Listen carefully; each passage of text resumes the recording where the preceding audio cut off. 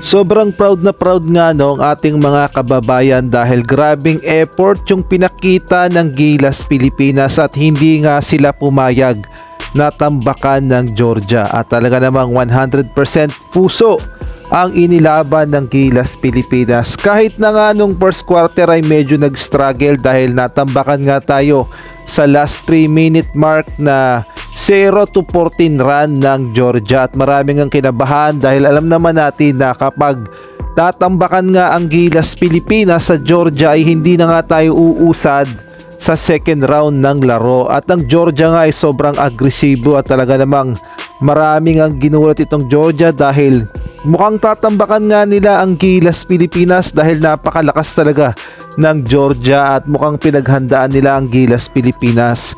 Kailangan kasing tambakan ng Georgia ng 19 points ang Gilas Pilipinas upang masilat pa nila at sila pa ang mag-advance sa second round. Ayan nga ang main assignment ng Georgia kaya naman simula pa lang first quarter ay sobrang agresibo na sila sa Gilas Pilipinas at nagawa naman nilang tambakan ng Pilipinas at lumayo sila ng kaunti. Ngunit hindi nga pumayag itong si Justin Brownlee na matambakan ng Georgia ang Gilas Pilipinas at ibinuhos na lahat ni Noypi ang kanyang magagawa upang dumikit ang Pilipinas sa Georgia. Napakaganda nga ng performance ni Justin Brownlee at paniguradong sa second round ay lalo pa itong maghahalimaw at tuwang-tuwa ang ating mga kababayan dahil masasabi nating si Justin Brownlee talaga ang nagsalba sa Gilas Pilipinas upang umusad tayo sa second round.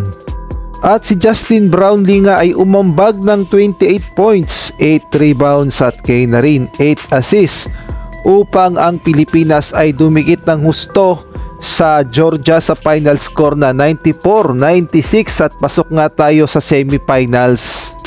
Ang bad news naman ay nasaktan ang main center ng Gilas Pilipinas na si Kai Sotto.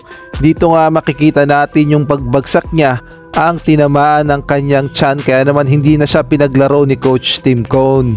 Marami naman na nagsasabi na sana daw ay ipagpaglang ni Kai Sotto ang kanyang nararamdaman at makapaglaro siya sa semifinals sa Gilas Pilipinas. Samantalang ito ngayong standing sa Group A, nangunguna pa rin ang Latvia sa 1-1 record, ang Philippines 1-1 din at ang Georgia 1-1, ngunit eliminated na nga ang Georgia at ang pumasok nga ang Latvia at ang Philippines. At dahil nga pang second tayo sa standing, ang makakaharap nga natin sa semifinals ang number 17 sa FIBA World Ranking na Montenegro. At pag tinalo nga natin ang Montenegro, malaki ang tsansa na sa finals naman ay makaharap ng Gilas Pilipinas ang number 12 sa FIBA World Ranking na Brazil.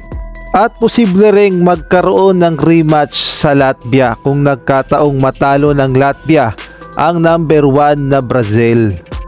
Kaya naman sama-sama tayong magdasal at sama-sama nating suportahan ang Gilas Pilipinas sa paparating na semifinals. Wala pa ngang fixed schedule kaya naman abang-abang na lang tayo.